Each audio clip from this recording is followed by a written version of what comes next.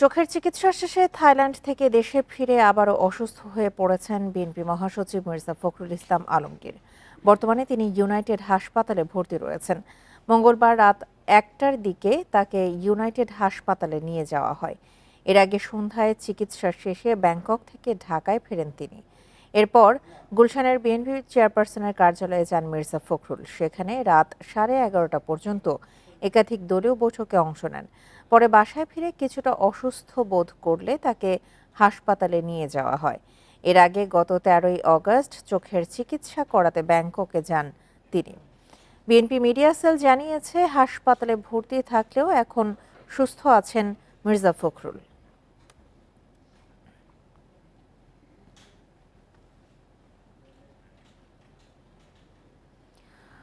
সরকারের আন্তরিকতায় ঘাটতি না হলেও নির্বাচন বানচালে নানা অপতৎপরতার আশঙ্কা করছেন বিশ্লেষকেরা।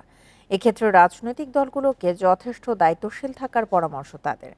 আস্থা এনে ভোটার উপস্থিতি নিশ্চিত করতে আইনশৃঙ্খলা পরিস্থিতির উন্নতির কোনো বিকল্প দেখছেন না বিশ্লেষকরা। ত্রয়োদশ জাতীয় সংসদ নির্বাচনের সবুজ সংকেতের পর এবার নড়ে চড়ে বসেছে রাজনৈতিক দলগুলো। নির্বাচন কমিশনেও চলছে রোডম্যাপ ঘোষণার জোর প্রস্তুতি। অন্যদিকে নির্বাচন হবে না, অন্তর্বর্তী সরকার ক্ষমতা ছাড়বে না, এরপর জাতীয় সরকার, এমন গুঞ্জনও চলছে সামাজিক যোগাযোগ মাধ্যমে। সকল কিছুই আমাদের যত স্টেপস আছে সকল কিছু আমরা মাথার মধ্যে এটাই রাখছি যে ফেব্রুয়ারিতে নির্বাচন, আমরা ফেব্রুয়ারিতে চলে যাব। তবে নিরপেক্ষ ও সুষ্ঠু নির্বাচনে সরকার বা নির্বাচন কমিশনের আন্তরিকতার ঘাটতি না থাকলেও চ্যালেঞ্জ হয়ে দাঁড়াতে পারে ভোট ভণ্ডুলের ষড়যন্ত্র, বলছেন বিশ্লেষকরা। তাদের মতে জুলাই আন্দোলনের মিত্রশক্তি বিএনপি, এনসিপি ও জামায়াত সহ সব দলকে গ্রহণযোগ্য নির্বাচন অনুষ্ঠানে আন্তরিক হতে হবে। যদি এমন হয় কিছু রাজনৈতিক দল অংশগ্রহণ করছেন না, যদি এমন হয় যে স্ট্রিটে এজিটেশন বা এই ধরনের আন্দোলন বেড়ে যাচ্ছে, তখন কিন্তু সেটার কোনো একটা জায়গা কেন্দ্রিক থাকে না, সেটা কিন্তু আস্তে আস্তে পুরো বাংলাদেশে ছড়িয়ে যায়। তখন যারা অপতৎপরতা চালাবেন তাদের জন্য এই অপরচুনিটিটা, এটা একটা সুযোগ করে দেয় এবং আরো বহু ধরনের ঝামেলা তৈরি করার একটা স্কোপ চলে আসে। জুলাই সনদে ঐক্যমত্য, সব দলের অংশগ্রহণ, স্বচ্ছ ভোট গ্রহণ ও ফল প্রকাশ, এসব সমীকরণ মিলালেই নির্বাচনের গ্রহণযোগ্যতা নিশ্চিত করা সম্ভব, বলছেন বিশ্লেষকরা। চ্যালেঞ্জ থাকবে নির্বাচনী কর্মকর্তাদেরকে মাঠ পর্যায়ে পাওয়াটা, কিন্তু আপনি জনগণকে আস্থায় আনতে হবে যে হ্যাঁ নির্বাচন ভালো হবে, আইন শৃঙ্খলা পরিস্থিতি ঠিক থাকবে, নির্বাচনী কর্মকর্তারা তারা নিরাপত্তার ভেতরে থাকবে। এই জিনিসগুলো যদি আপনি ইনশিওর করেন তাহলে হবে। গণ অভ্যুত্থান পরবর্তী নির্বাচনে দলগুলো প্রতিযোগিতার রাজনীতি করবে, প্রতিহিংসার নয়। মেনে নেবে জনগণের রায়, প্রত্যাশা বিশ্লেষকদের। রেজওয়ানুল হক, ইন্ডিপেন্ডেন্ট নিউজ, ঢাকা। নির্বাচন পেছানোর যে সন্দেহ, এটা দলগুলোর রাজনৈতিক বক্তব্য। নেতাদের কথাবার্তায় গুণগত পরিবর্তন হয়নি বলেও মন্তব্য করেন আইন উপদেষ্টা। মঙ্গলবার দুপুরে সচিবালয়ে সাংবাদিকদের কাছে এসব কথা বলেন তিনি। উপদেষ্টা ফের নিশ্চিত করেন ফেব্রুয়ারিতেই হবে নির্বাচন। এরপর থাকবে না অন্তর্বর্তী সরকার। শিগগিরই বেশ কিছু সংস্কার কমিশনের সুপারিশ আইন হচ্ছে বলেও জানান তিনি। 5 আগস্ট প্রধান উপদেষ্টা ঘোষণা দেন ফেব্রুয়ারিতে হবে জাতীয় নির্বাচন। সে অনুযায়ী আগাচ্ছে সব, কিন্তু এনসিপি জামায়াতের কিছুটা আপত্তি রয়েছে। আগামী রমজানের আগে 2026 সালের ফেব্রুয়ারি মাসে জাতীয় নির্বাচন অনুষ্ঠানের আয়োজন করে। তবে উপদেষ্টারা নিশ্চিত করে যাচ্ছেন নির্বাচন পেছাবে না। নিশ্চিত করলেন আইন উপদেষ্টাও। তিনি বলেন ফেব্রুয়ারিতেই জাতীয় নির্বাচন, এরপর বিদায় নেবে অন্তর্বর্তী সরকার। নির্বাচন অনুষ্ঠানে সরকার দৃঢ় প্রতিজ্ঞ। সকল কিছুই আমাদের যত স্টেপস আছে সকল কিছু আমরা মাথার মধ্যে এটাই রাখছি যে ফেব্রুয়ারিতে নির্বাচন, আমরা ফেব্রুয়ারিতে চলে যাব। এখন রাজনৈতিক দল তো বিভিন্ন উদ্দেশ্যে বিভিন্ন কথা বলে এবং ওইটা তো একটা রাজনীতির প্রক্রিয়া। আপনারা তো এটা সবসময় দেখছেনই। এখন বাংলাদেশে যারা ট্র্যাডিশনালি যে সমস্ত রাজনৈতিক কথাবার্তা হতো, এখনও ঠিক ওই রকমভাবেই কথাবার্তা হচ্ছে। কথাবার্তা খুব বেশি গুণগত পরিবর্তন হয় নাই। ফলে নির্বাচনের সময় নিয়ে কে কী বললো না বললো, এটা আপনার রাজনৈতিক প্রক্রিয়ার অংশ হিসেবেই দেখবেন। তিনি আরও জানান, দুদক, বিচার বিভাগ ও নির্বাচন কমিশন সংস্কার নিয়ে কমিশনগুলোর সুপারিশ 2 মাসের মধ্যে আইন করা হবে। দুর্নীতি দমন কমিশন সংক্রান্ত আইন, বিচার বিভাগীয় সংস্কার কমিশনের আইন, নির্বাচন কমিশন সংস্কার কমিশন আইন, এগুলির মধ্যে যেগুলি আমাদের মন্ত্রণালয়ের পক্ষ থেকে করার কথা আর কি, আমার ধারণা আগামী 1-2 মাসের মধ্যে সব শেষ হয়ে যাবে। আইন সংস্কারের জন্য একজন আইনজীবী নিয়োগ দেওয়া হয়েছে বলেও জানান আইন উপদেষ্টা। সার্বক্ষণিক একজন কনসালটেন্ট হিসেবে কাজ করছেন। আজকে আসিফ মাহমুদ শাহ, ইন্ডিপেন্ডেন্ট নিউজ, ঢাকা। নানা শর্ত আরোপ করে জনগণের অধিকার আদায়ে বাধা সৃষ্টি করা হলে দেশে আবারও রাজনৈতিক সংকট সৃষ্টি হবে বলে মন্তব্য করেছেন বিএনপির ভারপ্রাপ্ত চেয়ারম্যান তারেক রহমান। তিনি বলেন, দেশের রাজনৈতিক দলগুলোর মধ্যে দূরত্ব তৈরি হলে ফ্যাসিবাদের পুনর্বাসনের সুযোগ তৈরি হবে। ৪৫তম প্রতিষ্ঠা বার্ষিকী উপলক্ষে বাংলাদেশ চীন মৈত্রী আন্তর্জাতিক সম্মেলন কেন্দ্রে মঙ্গলবার বিকেলে আলোচনা সভার আয়োজন করে জাতীয়তাবাদী স্বেচ্ছাসেবক দল। সেখানে প্রধান অতিথি হিসেবে লন্ডন থেকে ভার্চুয়ালি যোগ দেন দলের ভারপ্রাপ্ত চেয়ারম্যান তারেক রহমান। তিনি রাজনৈতিক দলগুলোর মধ্যে বিভিন্ন বিষয়ে বিভাজনের কথা উল্লেখ করে বলেন, এরকম বিভাজন দেশের জন্য ভালো ফল বয়ে আনবে না। এর ফলে ফ্যাসিবাদে ফিরে আসার সুযোগ তৈরি হবে। সংবিধান কিংবা বিধিবিধান দিয়ে ফ্যাসিবাদ ঠেকানো যায় না বলেও মন্তব্য করেন বিএনপির ভারপ্রাপ্ত চেয়ারম্যান। নানা রকম উপায় বা শর্ত আরোপ করে জনগণের রাজনৈতিক অধিকার প্রতিষ্ঠার পথে যদি বাধা সৃষ্টি হয়, তাহলে অবশ্যই গণতন্ত্রের উত্তরণের পথ সংকটে পড়বে। গণতান্ত্রিকামী রাজনৈতিক দলগুলোর মধ্যে যদি দূরত্ব তৈরি হয় বা দূরত্ব তৈরি হলে রাষ্ট্র এবং রাজনীতিতে পতিত পরাজিত পলাতক ফ্যাসিস্ট চক্রের পুনর্বাসনের পথ সহজ হয়ে উঠবে। ফেব্রুয়ারিতে নির্বাচন নিয়ে কোনো শঙ্কা নেই, তবে জুলাই সনদের খসড়ায় কিছু অসঙ্গতি আছে, যার সংশোধনী দিয়ে মতামত জানাবে বিএনপি। মঙ্গলবার রাজধানীতে একথা জানান দলটির স্থায়ী কমিটির সদস্য সালাউদ্দিন আহমেদ। আর ভোটাররা যেন নির্বিঘ্নে ভোট দিতে পারে সেই পরিবেশ নিশ্চিতের দাবি জানিয়েছেন বিএনপির সিনিয়র যুগ্ম মহাসচিব রুহুল কবির রিজভী। সেই সময় যদি সেই প্রশ্ন গুলশানের বাসায় এই সংবাদ সম্মেলনে সালাউদ্দিন আহমেদ তুলে ধরেন সরকার থেকে পাঠানো জুলাই সনদের খসড়া নিয়ে বিএনপির পর্যালোচনা।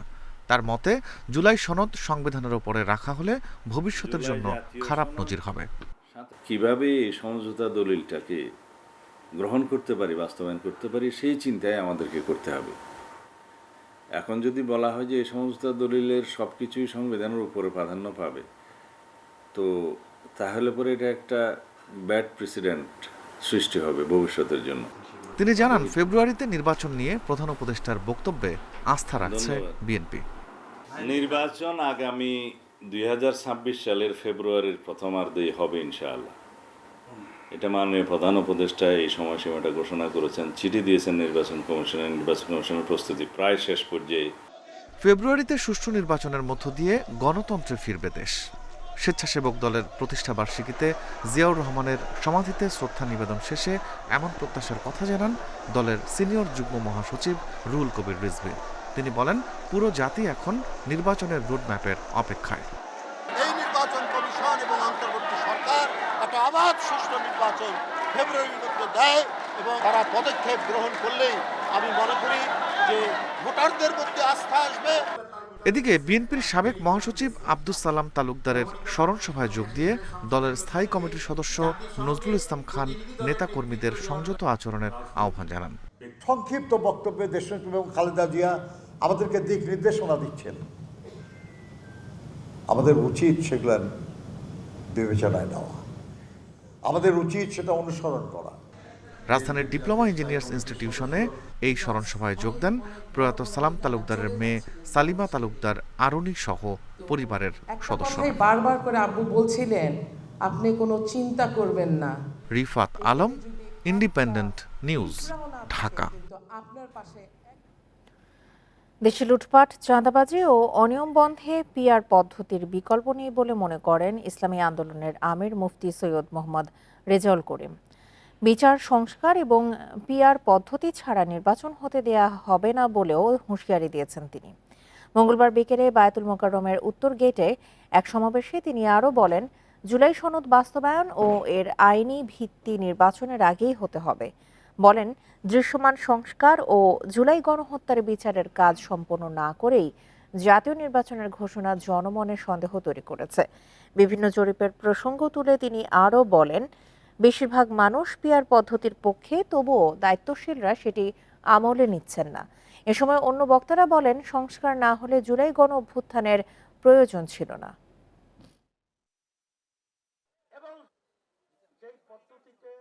আমরা কিন্তু রাজপথে আসি যতক্ষণ পর্যন্ত আমাদের এই দেশ সুন্দর না হবে, আমাদের কাঙ্ক্ষিত সংস্কার বাস্তবায়ন না হবে, যতক্ষণ পর্যন্ত বিচার খুনিদের দৃশ্যমান না হবে, ততক্ষণ পর্যন্ত পূর্বের নিয়মে এই নির্বাচন বাংলার জমিনের ভিতরে হতে পারে না, হতে দেওয়া হবে না। আসন্ন নির্বাচন আন্তর্জাতিক মানের করতে 40 লাখ ইউরো সহায়তা দিচ্ছে ইউরোপীয় ইউনিয়ন। মঙ্গলবার দুপুরে রাজধানীর আগারগাঁওয়ে প্রধান নির্বাচন কমিশনারের সাথে বৈঠক শেষে সাংবাদিকদের কথা জানান ইইউ রাষ্ট্রদূত মাইকেল মিলার। নির্বাচনের গ্রহণযোগ্যতা নিশ্চিতে বাস্তবসম্মত পদক্ষেপের কথাও জানান তিনি। নির্বাচনী প্রস্তুতি নিয়ে প্রধান নির্বাচন কমিশনারের সাথে বৈঠক করতে মঙ্গলবার আগারগাঁওয়ে কমিশন ভবনে আসেন ইউরোপীয় ইউনিয়নের রাষ্ট্রদূত মাইকেল মিলারের নেতৃত্বে 6 জন প্রতিনিধি। এই দলে ইউরোপীয় পার্টনারশিপ ফর ডেমোক্রেসির প্রতিনিধিরাও ছিলেন। বৈঠক শেষে ব্রিফিংয়ে রাষ্ট্রদূত জানান, 2026 সালের শুরুতে ভোটের দিকে এগোচ্ছে বাংলাদেশ। এই গণতান্ত্রিক অগ্রযাত্রার পথে সহযাত্রী ইউরোপীয় ইউনিয়ন। সুষ্ঠু নির্বাচন আয়োজনের লক্ষ্যে ইসিকে শক্তিশালী করতে চায় ইইউ।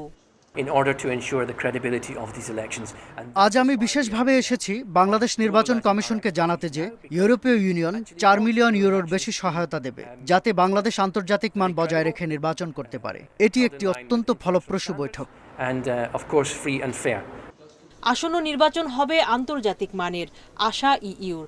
এ কাজে সহায়তার জন্য আগামী মাসেই ঢাকায় আসবে বিশেষজ্ঞ পর্যবেক্ষক দল। নির্বাচন পর্যবেক্ষণে বাংলাদেশকে অগ্রাধিকার দেয় ইউরোপীয় ইউনিয়ন। একটি গণতান্ত্রিক নির্বাচনের জন্য সব ধরনের সহায়তা করা হবে। জবাবদিহিমূলক, অবাধ, সুষ্ঠু নির্বাচনের আশা করছি। সেই সাথে আন্তর্জাতিক মানের নির্বাচন দেখার প্রত্যাশায় ইইউ। প্রশিক্ষণ ও সক্ষমতা বাড়াতে ইসি ও সুশীল সমাজের সাথে কাজ করা হবে। বর্তমান ইসির সঙ্গে এ নিয়ে চতুর্থ দফায় বৈঠক করলেন মাইকেল মিলার। তিনি জানান, ভোটের প্রস্তুতি ও রাজনৈতিক দলগুলো এখন মনোযোগের কেন্দ্রবিন্দু। নির্বাচন ঘিরে ভুয়া তথ্য প্রতিরোধেও গুরুত্ব দিচ্ছে ইইউ। সুলতানা জাহান মিতু, ইন্ডিপেন্ডেন্ট নিউজ, ঢাকা। মানবতা এবং সাহসিকতার জন্য মাইলস্টোন স্কুলে বিমান বিধ্বস্তে নিহত শিক্ষক মাহরিন চৌধুরী, মাসুকা বেগম ও মাহফুজা খানম জাতির কাছে স্মরণীয় হয়ে থাকবেন। এ মন্তব্য করেছেন প্রধান উপদেষ্টা অধ্যাপক মোহাম্মদ ইউনূস। মঙ্গলবার বিকেলে রাষ্ট্রীয় অতিথি ভবন যমুনায় নিহত 3 শিক্ষকের পরিবারের সাথে সাক্ষাৎ করেন প্রধান উপদেষ্টা। এ সময় তিনি বলেন, এই শিক্ষকরা দেশের গর্ব, তাদের স্মৃতি ধরে রাখতে হবে। এই জন্য যা কিছু প্রয়োজন সরকার করবে। মাইলস্টোনের ঘটনায় সমবেদনা প্রকাশ করে তিনি বলেন, দুঃসহ স্মৃতি মুছে দেওয়ার ক্ষমতা কারও নেই, তবে এই শোক শুধু নিহত পরিবারের নয়, পুরো জাতিই ধারণ করে। ডাকসুর মনোনয়ন ফর্ম সংগ্রহের বাড়তি দিনে সংগ্রহ করেছেন 93 প্রার্থী। সব মিলিয়ে মনোনয়ন সংগ্রহ করেছে 658 জন। এ পর্যন্ত মনোনয়নপত্র জমা দিয়েছেন 106 জন। এদিকে বেশ কয়েকটি সংগঠন প্যানেল ঘোষণা করলেও এখনও স্পষ্ট করেনি ছাত্রদল ও গণতান্ত্রিক ছাত্র সংসদ। অভিযোগ উঠেছে, ছাত্রদলকে সুবিধা দিতেই মনোনয়নপত্র বিক্রি 1 দিন বাড়িয়েছে প্রশাসন। দীর্ঘ 6 বছর পর আবারও ভোট দিবে ঢাবি শিক্ষার্থীরা। ইতিমধ্যে শেষ হয়েছে মনোনয়নপত্র বিক্রি। মঙ্গলবার জমা দিয়েছেন ছাত্র শিবিরের নেতৃত্বাধীন ঐক্যবদ্ধ শিক্ষার্থী জোটসহ অনেক প্রার্থীরা। আর ফর্ম তুলেছেন ঢাবি ছাত্রদলের যুগ্ম সাধারণ সম্পাদক সহ 2 জন। অভিযোগ আছে, ছাত্রদলকে বাড়তি সুবিধা দিচ্ছে ঢাবি প্রশাসন, তাই বাড়িয়েছে মনোনয়ন বিক্রির সময়। শিক্ষার্থীদের যে দাবিগুলো আছে সেই দাবিগুলোর প্রতিচ্ছবি আমরা দেখতে পাইনি। বিগত সময়ে অনেকেই বড় বড় নেতা হয়েছেন ডাকসুকে ব্যবহার করে, কিন্তু শিক্ষার্থীদের যে প্রত্যাশা সেই প্রত্যাশাটা পূরণ হয় নাই। ফ্যাসিবাদ বিরোধী লড়াইয়ে বিভিন্ন সময় সামনের সারি থেকে ভূমিকা পালনকারী নেত্রী শেখ তাসনিম আফরোজ ইমি সমাজবিজ্ঞান বিভাগের শিক্ষার্থী, তিনি আমাদের পর্ষদের ভিপি হিসাবে নির্বাচন করবেন। চিফ রিটার্নিং কর্মকর্তা জানান, ছাত্রদল কিংবা অন্য কাউকে সুবিধা দিতে নয়, সাধারণ শিক্ষার্থীদের কথা ভেবেই বাড়ানো হয়েছে মনোনয়নপত্র তোলা ও জমাদানের সময়, যাতে কেউ বলতে না পারে এতদিন পর একটা ইলেকশন হচ্ছে আমি মনোনয়নপত্র নিতে পারলাম না, বা 5 মিনিটের জন্য 1 মিনিটের জন্য। সেই দিকগুলো বিবেচনা করে আমরা যাতে ছাত্রছাত্রীরা যাতে সন্তুষ্ট হয়, আমরা এই জন্য মনোনয়নপত্র বিতরণের ডেটটা 1 দিন বাড়িয়ে দিয়েছি। এদিকে শিক্ষার্থীদের কল্যাণে কাজ করার প্রতিশ্রুতি দেন প্রার্থীরা। ক্যাম্পাসের নিরাপত্তা থেকে শুরু করে আবাসন সংকটের বিষয়গুলো সমাধানের আশ্বাস তাদের। সব দলীয় সবাই আসলে এখন ফর্মটা তুলছে এবং আজকে ফর্ম পূরণ করে জমা দিবে। আবার অনেকেই ঢাকা বিশ্ববিদ্যালয়ের একটা বড় অংশ হচ্ছে সাধারণ শিক্ষার্থী, যারা কোনোভাবেই কোনো রাজনৈতিক দলের সাথে সম্পৃক্ত নয়, এবং তারা এমন কাউকেও চায় না যে আসুক যারা নিজেদের দলের এজেন্ডাকে বাস্তবায়ন করুক। যাচাই বাছাই শেষে চূড়ান্ত প্রার্থীর তালিকা প্রকাশ করা হবে 21 আগস্ট। ভোটার 39,775 জন। 28 পদের নির্বাচন 9 September. Mamunur Rahman, independent News, Dhaka. Jahangirnagar বিশ্ববিদ্যালয় কেন্দ্রীয় ছাত্র সংসদ জাকসু নির্বাচনের মনোনয়নপত্র সংগ্রহ ও জমা দেওয়ার সময়সীমা 1 দিন বাড়ানো হয়েছে।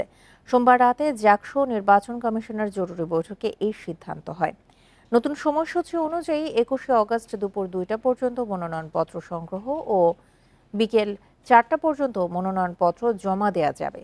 আগে ঘোষিত তফসিল অনুযায়ী 18 ও 19 আগস্ট সকাল 9টা থেকে বিকেল 5টা পর্যন্ত মনোনয়ন ফর্ম সংগ্রহ ও জমা দেওয়ার সময় থাকলেও শিক্ষার্থী সহ কিছু ছাত্র সংগঠনের আবেদনের পরিপ্রেক্ষিতে সময় বাড়ানো হয়। সোমবার মনোনয়নপত্র সংগ্রহের প্রথম দিনে 132 জন প্রার্থী ফর্ম নিয়েছেন। জাকসু নির্বাচনের ভোট গ্রহণ হবে আগামী 11 সেপ্টেম্বর। এদিকে জাকসু নির্বাচনের জন্য বুধবার থেকে আগামী 13 সেপ্টেম্বর পর্যন্ত ক্যাম্পাসের অভ্যন্তরে সব ধরনের সভা সমাবেশ, কর্মসূচি ও মোটরসাইকেল চলাচলে নিষেধাজ্ঞা দিয়েছে প্রশাসন।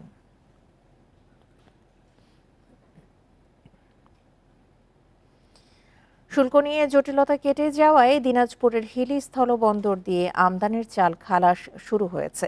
শুল্ক ছাড় দেওয়ার পরও হার নির্ধারণ না করায় 7 দিন বন্দরে আটকে ছিল 2,900 মেট্রিক টন চাল। এবার খালাস শুরু হয়েছে পুরোদমে। ছাড়ে আমদানি করা 1 লাখ টন চাল বাজারে পৌঁছালে অস্থিরতা কাটার আশা ব্যবসায়ীদের।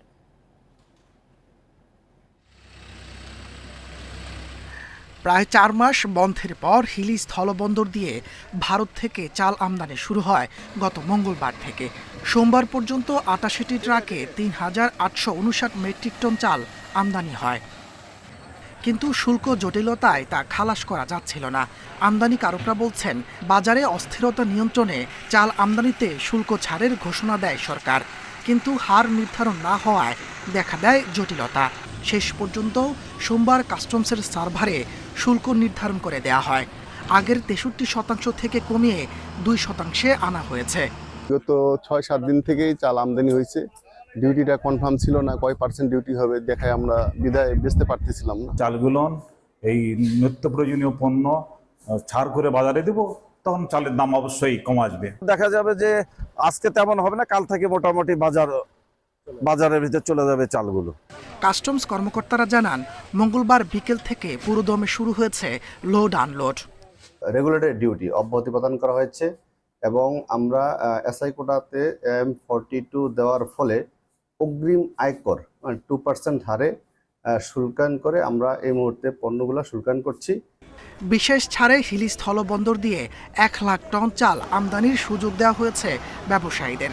এসব চাল বাজারে পৌঁছালে দাম অনেকটা নিয়ন্ত্রণে আসবে মনে করছেন আমদানিকারকরা। Independent news. এ নিয়ে আরো জানাতে হিলি থেকে যোগ দিচ্ছেন সহকর্মী সাজ্জাদ হোসেন। সাজ্জাদ, চাল খালাস কার্যক্রম পুরো দমে শেষ হয়েছে কিনা, আর এখন পর্যন্ত বন্দর কর্তৃপক্ষ থেকে কি জানা গেছে?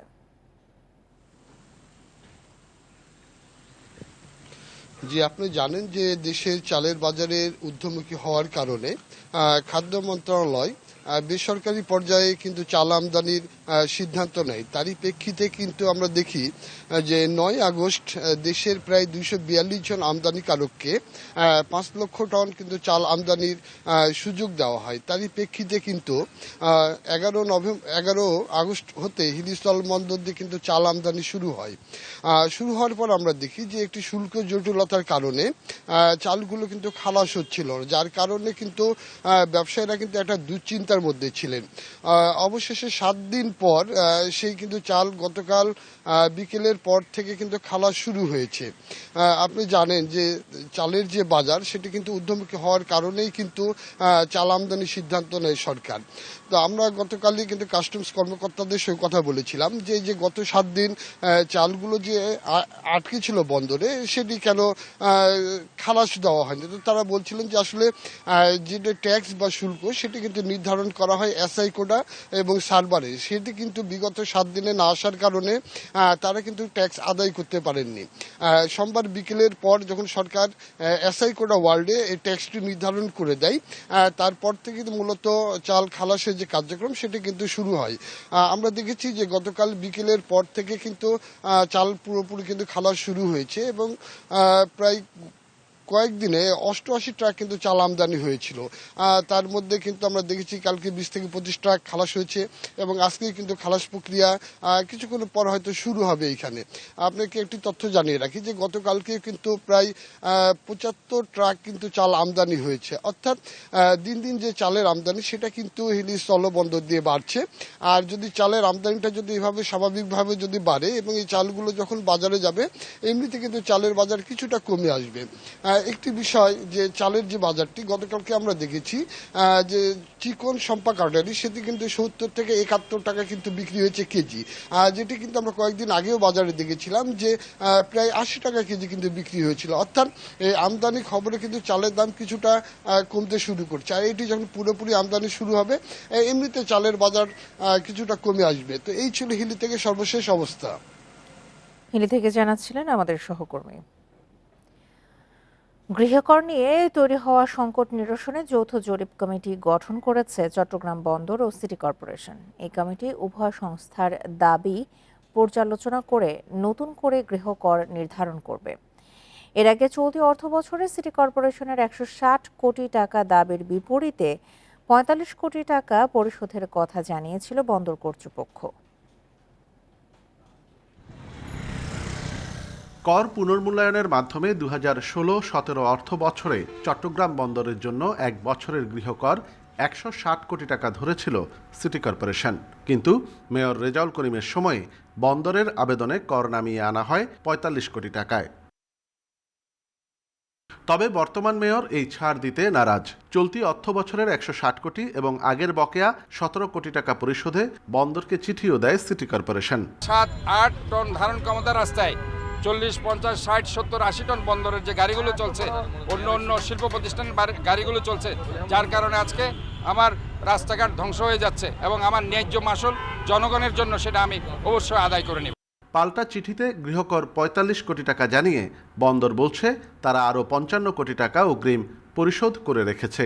এই টানাপোড়েনের সমাধান খুঁজতে গঠন করা হচ্ছে বিশেষ জরিপ কমিটি। আমরা প্রতি বছর প্রায় 40 কোটি টাকার মতো পৌরকর দিতাম। তারা একটা বেশি ডিমান্ড করেছে তাদের হিসাব অনুযায়ী। তো চট্টগ্রাম বন্দর থেকে এ ব্যাপারে আমরা চিন্তা করেছি যে এ ব্যাপারে একটা জয়েন্ট কমিটি হওয়া দরকার। সেই জয়েন্ট কমিটি ইতিমধ্যে হয়েছে এবং জয়েন্ট কমিটি কাজও করছে। বিশেষজ্ঞরা বলছেন দুপক্ষেরই লাভ হয় এমন সমাধান সম্ভব আলোচনার মাধ্যমে। বর্জ্য ব্যবস্থাপনা, কনজারভেন্সি, এই দুটাই বন্দর নিজেই করে, শুধু হোল্ডিং ট্যাক্সটা চাইতে পারে। এটা নিয়েই বিরোধটা হয় এবং যখন বন্দর বলে যে না এই দুইটা যেহেতু আমি করি এটা বাদ দিয়ে এত টাকা দেওয়া হবে, এটা অ্যামিকেবলি দুই পক্ষ সলিউশন করে নেওয়া উচিত। গৃহকরের হার নির্ধারণে জরিপ কমিটিতে থাকছেন 5 সদস্য। এতে 2 সংস্থা থেকে 2 জন করে সদস্য এবং নিরপেক্ষ সংস্থা থেকে নেওয়া হবে আরেকজন। অনুপম শীল, ইন্ডিপেন্ডেন্ট নিউজ, চট্টগ্রাম। দেশের 61টি ব্যাংকের মধ্যে 18টির অবস্থাই নাজুক। ঝুঁকি ভিত্তিক সম্পদ বেড়ে যাওয়ায় মূলধন পর্যাপ্ততাও কমে গেছে। দক্ষিণ এশিয়ার দেশগুলোর মধ্যে যা সবচেয়ে কম। বাংলাদেশ ব্যাংকের আর্থিক স্থিতিশীলতা প্রতিবেদনে উঠে এসেছে এসব তথ্য। বর্তমানে দেশের ব্যাংক খাতের মূলধন পর্যাপ্ততার অনুপাত ৭.31%, যা আন্তর্জাতিক মানের অনেক নিচে। পার্শ্ববর্তী দেশ ভারতে যা ১৬.৬০% আর পাকিস্তানে 21.৫%। সম্প্রতি বাংলাদেশ ব্যাংকের আর্থিক স্থিতিশীলতা প্রতিবেদনে এ তথ্য উঠে এসেছে। গেল ১.৫ দশকে ব্যাংক খাতের অনিয়ম দুর্নীতির মাসুল গুনছেন গ্রাহকরা। প্রতি প্রান্তিকে খেলাপি ঋণ বাড়ায় দুর্বল ব্যাংকগুলোর অবস্থাও নাজুক। বাংলাদেশ ব্যাংকের প্রতিবেদনে বলা হয়, উচ্চ খেলাপির কারণে ব্যাংকগুলোতে ঝুঁকি বেড়েছে। এ থেকে উত্তরণে টেকসই অর্থায়ন ও সুশাসন নিশ্চিতের তাগিদ বাংলাদেশ ব্যাংকের। যে সমস্ত কোম্পানির তাদের লোন রিপেমেন্টের সামর্থ্য ছিল বা আছে, তারা রিপে করছে না, তাদেরকে আইডেন্টিফাই করা এবং তাদের বিরুদ্ধে ব্যবস্থা নেওয়া, এবং সেখানে যে সমস্ত সুপারিশ করা হয়েছে অর্থাৎ সেগুলো বিভিন্ন স্টেক হোল্ডার, বিভিন্ন অথরিটির মাধ্যমে তাদেরকে এই প্রক্রিয়ার মধ্যে এনে যাতে ঋণটা আদায় হয়। বিশ্লেষকরা বলছেন, ব্যাংক থেকে নেওয়া ঋণ বিনিয়োগ না হয়ে উল্টো বিদেশে পাচার হওয়ায় সামগ্রিকভাবে দেশের আর্থিক খাতের ভাবমূর্তি নষ্ট হয়েছে। যে আন্তর্জাতিক মান যেগুলো দণ্ড ছিল, সেগুলো সেই মানদণ্ড অনুযায়ী মনে করেন যে বেসেল 2, বেসেল 3 এরকম রিকোয়ারমেন্টে যে কতখানি ঋণ দিব, কতখানি আমি রিজার্ভ রাখবো ব্যাংকে, সেই সমস্ত নিয়ম মূলধন পর্যাপ্ততার জন্যই কিন্তু প্রয়োজন সেই সমস্ত নিয়মকে পরিপালন করা, সেগুলো হয়নি।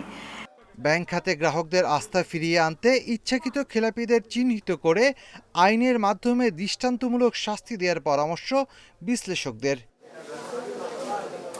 Shafil Alam Sujon, Independent News, Dhaka. বিএনপির কেন্দ্রীয় নির্বাহী কমিটির সদস্য আসলাম চৌধুরী ও তার স্ত্রী নাজনীন মাওলা চৌধুরীর বিরুদ্ধে ঋণ খেলাপির মামলায় গ্রেপ্তারি পরোয়ানা জারি করেছে আদালত। সোমবার চট্টগ্রামের অর্থ ঋণ আদালত 1-এর বিচারক মোহাম্মদ হেলাল উদ্দিন ব্যাংকের আবেদনের পরিপ্রেক্ষিতে এই আদেশ দেন। তবে বিষয়টি জানাজানি হয় মঙ্গলবার। স্ট্যান্ডার্ড ব্যাংকের পাহাড়তলী শাখা থেকে নেওয়া ঋণ পরিশোধ না করায় এই আদেশ দেয়া হয়। মামলার নথি থেকে জানা যায়, আসলাম চৌধুরী ও তার স্ত্রীর বিরুদ্ধে 260.77 লাখ টাকা খেলাপির অভিযোগ রয়েছে। যে বন্ধকি সম্পদ রয়েছে তা নিলামে বিক্রির চেষ্টা করেও ব্যর্থ হয় ব্যাংক। গেল বছর সরকার পতনের পর আসলাম চৌধুরী জামিনে কারাগার থেকে মুক্তি পান। তার বিরুদ্ধে 76টি মামলা রয়েছে।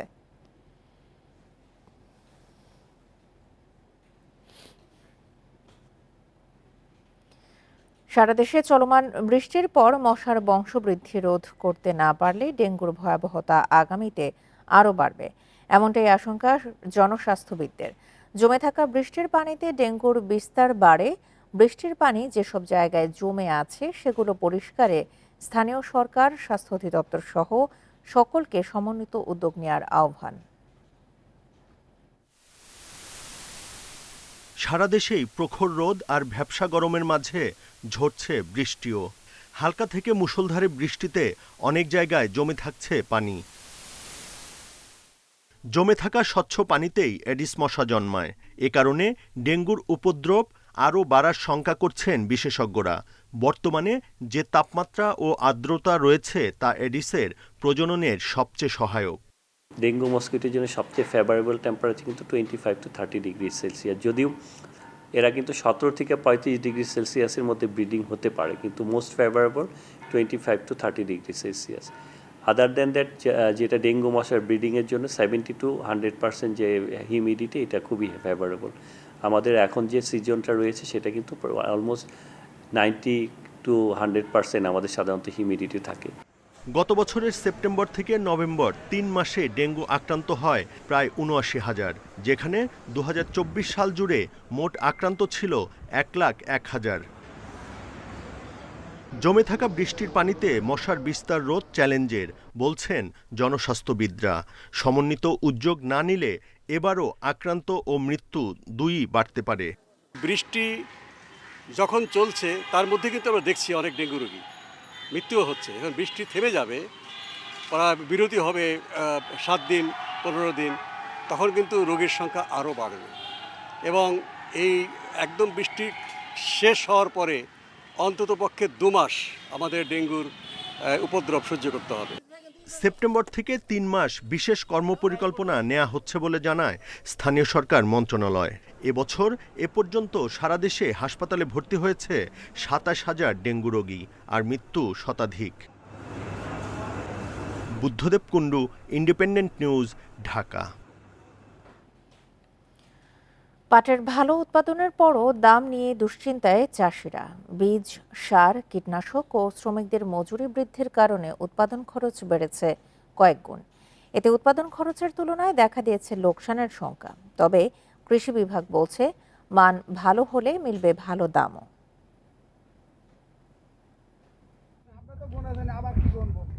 ফরিদপুরে এবছর ৮৬,৫৩১ হেক্টর জমিতে পাটের আবাদ হয়েছে। জাগ দেওয়া থেকে শুরু করে সোনালী আঁশ ছাড়ানো নিয়ে ব্যস্ত সময় পার করছেন চাষিরা। তবে আবাদে ব্যয় বেড়েছে কয়েক গুণ, দাবি চাষিদের। বিঘা প্রতি ১৫ থেকে ১৬,০০০ টাকা খরচ করে ৮ মণ পাট উৎপাদন হয়। শুরুতে মণ প্রতি ৪২০০ টাকায় বিক্রি হলেও এখন বিক্রি হচ্ছে ৩৭০০ থেকে ৩৮০০ টাকায়। অনেক খরচ হয়ে যায়, তাতে আমাদের বাজার যে আমরা মূল্য পাই ফলন অনুপাতে, তাতে ওই মূল্য আমাদের লস হয়ে যায়। সরকার যদি সহযোগিতা করে, যদি দামটা ভালো দেয়, তাহলে আমাদের ভালো হবে। কুষ্টিয়ায় এবছর ৩৫,১৮৫ হেক্টর জমিতে পাট চাষ হয়েছে। ফলন নিয়ে সন্তুষ্ট থাকলেও দাম নিয়ে মিশ্র প্রতিক্রিয়া চাষিদের। একই অবস্থা মেহেরপুরের চাষিদেরও। তবে পাট ভালো হলে চাষিদের ভালো দামে মিলছে, দাবি কৃষি কর্মকর্তাদের। ১৬ বছর আমি পাটের চাষ করি, পাটের পিঁজির। এইবার মনে করেন পাটের সব চাইতে আমার বেশি ফলন। বুনতে আছে, নিড়ানি খরচ আছে, সার মাটি আছে, সারের দামে যে বিষের দাম, লাঙ্গল খরচের যে দাম, তাতে চাষের পোষাবে না। শ্রমিক কম দিয়ে পাট আঁশটা আগে দ্রুত ছড়ায়, তারপর পাঁচটা যদি পচানো যায়, এক্ষেত্রে হয়তো উৎপাদন খরচ অনেকটাই কমানো যেতে পারে। আর দ্বিতীয় কথা হচ্ছে যে পাটের মানটা যদি ভালো হয়, তাহলে দামটা ভালো হবে। এদিকে রংপুরে পানি সংকট সহ নানা কারণে ফলন ভালো হয়নি বলছেন চাষিরা। দাম নিয়ে শঙ্কায় তারা। সরকার যেটা চাই সেটা তো পাইনি, কই কৃষি লোন টোন এটা সেটা তো কিছুই দেয় না। মাদারীপুরেও পাটের দাম নিয়ে শঙ্কায় কৃষক। তবে কৃষি বিভাগ বলছে, ফলন ভালো হওয়ার পাশাপাশি বাজারে মিলছে আশানুরূপ দামও। আধুনিক প্রযুক্তিগুলো আছে সেগুলো তাদেরকে আমরা বলে থাকি। আমাদের উপজেলা কৃষি অফিস আছে, উপসাগর কৃষি অফিস আছে, তাদের মাধ্যমে তাদেরকে সার্বিক বিষয়ে আমরা সহায়তা করে থাকি। এবছর মাদারীপুরে পাট চাষের লক্ষ্যমাত্রা ছিল ৩৬,৮৬০ হেক্টর জমিতে, আর আবাদ হয়েছে ৩৬,৯২১ হেক্টর জমিতে। হেক্টর প্রতি গড় ফলন ২.০৪ মেট্রিক টন। রেশমি নন্দী, ইন্ডিপেন্ডেন্ট নিউজ। এ নিয়ে আরও জানাতে রংপুর থেকে যোগ দিচ্ছেন সহকর্মী নজরুল ইসলাম। নজরুল, যেহেতু পাট উৎপাদনের খরচ এবার গত কয়েক বছরের তুলনায় কয়েক গুণ বেড়েছে, সেক্ষেত্রে চাষিরা কি বলছেন আর কি পরিমাণের লোকসানের শঙ্কা করা হচ্ছে তাদের জন্য? দেখুন, আসলে রংপুরে কিন্তু পাট চাষ আগে অনেকটাই বৃদ্ধি ছিল। আপনি নিশ্চয়ই জানেন যে আমার পিছে যেসব জমি আছে, এটি কিন্তু পাট চাষের উপযোগী একটি জমি ছিল।